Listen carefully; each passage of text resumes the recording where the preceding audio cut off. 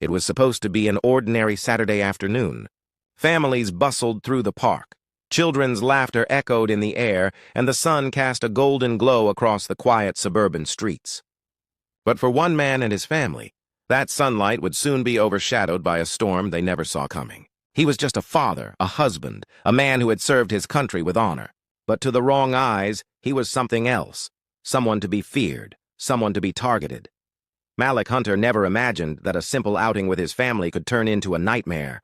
Yet in a matter of moments, everything would change. What started as a peaceful afternoon in the heart of his own neighborhood spiraled into an encounter that tested not only his strength, but the very safety of those he loved most. And what makes this story more haunting is not just what happened to him, but the hidden truth about who he really was. Would the world treat him differently if they knew the full story? Or would prejudice blind them anyway?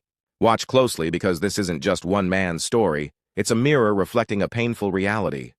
And as you hear what unfolded, ask yourself, if it were you, how would you survive? Stay until the very end, and don't forget to like, comment, and subscribe, because stories like this need to be heard, and your voice helps keep them alive. Malik Hunter was not just any man. At 42 years old, he carried with him the calm strength of someone who had been tested in the harshest places on earth. Broad-shouldered, with a quiet confidence that came from years of discipline, he had once commanded teams in the most dangerous missions as part of Delta Force, the elite of the elite. Yet outside the military, he was simply dad to his children, a loving husband to his wife, and a man who found peace in the ordinary routines of civilian life. On that Saturday afternoon, Malik wanted nothing more than to give his family a break from the weight of the world. He had promised his daughter, Kayla, that they would stop for ice cream after the park. His son, Jordan, clutched a toy airplane, running circles around the bench where his mother, Renee, sat with a smile that hid her own quiet exhaustion. For Malik, these small, simple moments were priceless, the kind of moments he had fought to protect overseas, moments that reminded him of what all his sacrifices were for. The streets were calm, the air filled with the hum of lawnmowers and the faint rhythm of music from a nearby barbecue. To Malik, it felt like home, safe, familiar. But beneath the surface of that comfort, something else was brewing. A patrol car slowed as it turned onto the block, its presence lingering longer than necessary. Malik didn't notice right away. He was busy helping Jordan tie his shoelaces, laughing as his son insisted he could do it on his own. Renee did notice, though. Her eyes followed the cruiser, a subtle unease tightening her grip on her purse. It wasn't the first time they had been watched in their own neighborhood. Malik knew too well what it meant to be a black man in America, even in a community where he had lived for years. Still, he pushed the thought aside. Today was supposed to be about joy, but what none of them knew was that the peace they cherished was about to be shattered in a way that would leave scars far deeper than anything Malik had faced in battle. At first, it seemed like nothing more than another routine moment. Malik gathered the kids, reminding Kayla not to wander too far, and they began heading back to the car. But the patrol car that Renee had spotted earlier returned, this time slowing to a crawl just a few feet away. Two officers inside exchanged looks, their attention locked on Malik as if he were already guilty of something unseen.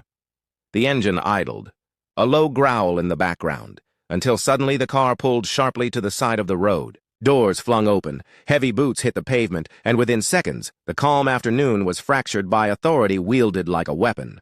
"Hey, you, come here!" One of the officers barked, his tone sharp, laced with suspicion.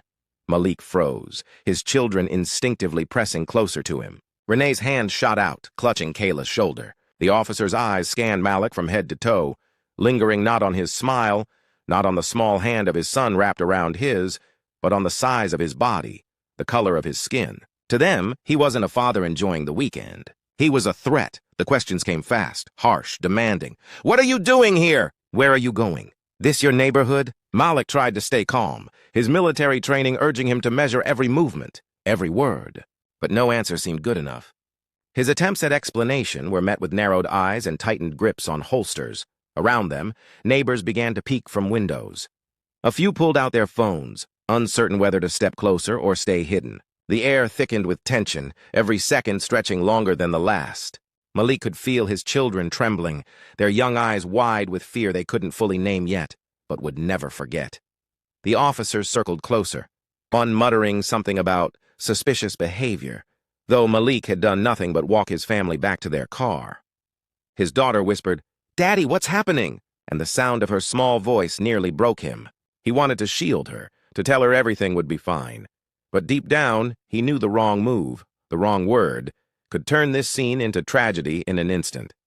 And then, the moment escalated. One officer stepped forward, hand hovering over his weapon. "Hands where I can see them," he ordered, voice sharp enough to cut through the air. Malik's heart pounded, his mind racing. He had faced war zones, stared down enemies with weapons drawn, but never had he felt this particular kind of danger. The danger of being treated as guilty without a crime, of being seen as less than human in front of his children. The crowd's whispers grew louder. Phones were raised higher. Renee tried to speak up, her voice cracking with desperation, but was quickly silenced with a glare. Malik lifted his hands slowly, every movement deliberate. His children clung tighter, their faces buried against him, as if their embrace could shield him from what was coming next. The officer's hand inched closer to his holster, tension coiling tighter with each second. Malik could feel the world closing in, every sound amplified, the rustle of leaves, the distant bark of a dog, the quickening breaths of his family. And in that unbearable stillness, he realized, this was the breaking point. The silence after his words felt heavier than the gun itself. The officer's eyes flickered, a moment of hesitation breaking through his hardened stare. Somewhere in the crowd, a voice called out, firm, commanding, "We're recording everything!" More phones rose into the air, capturing every angle, every second. For the first time that afternoon, the balance shifted. Not much, but enough. The weapon lowered slowly, reluctantly, as if gravity itself forced the officer's hand down. No apology came, no explanation. Just a sharp order, "Get out of here!"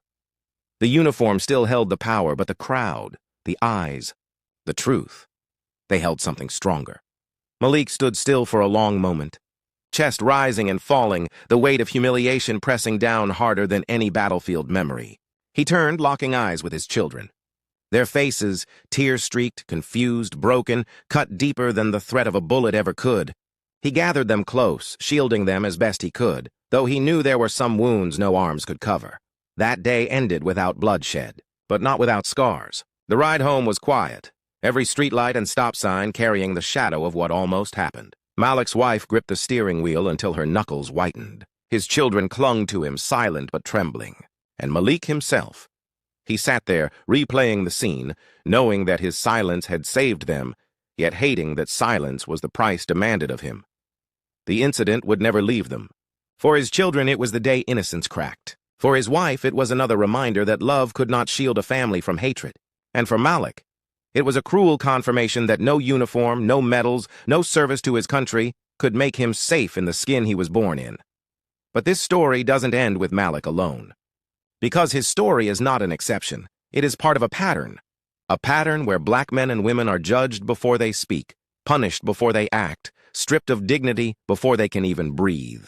His humiliation echoes across neighborhoods, cities, generations. How many more fathers must stand powerless before their children? How many more mothers must scream into deaf ears? How many more families must carry these scars before something changes? This is not just Malik's story, it is America's story. A story that refuses to be buried no matter how uncomfortable it makes us. And as long as it continues, we are faced with a choice, to look away or to stand up, to dismiss it as just another incident, or to demand a world where dignity is not a privilege, but a right.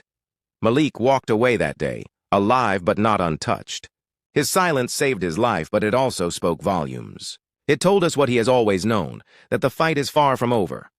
So the question remains, for all of us watching, how many more times will this story be told before we finally listen?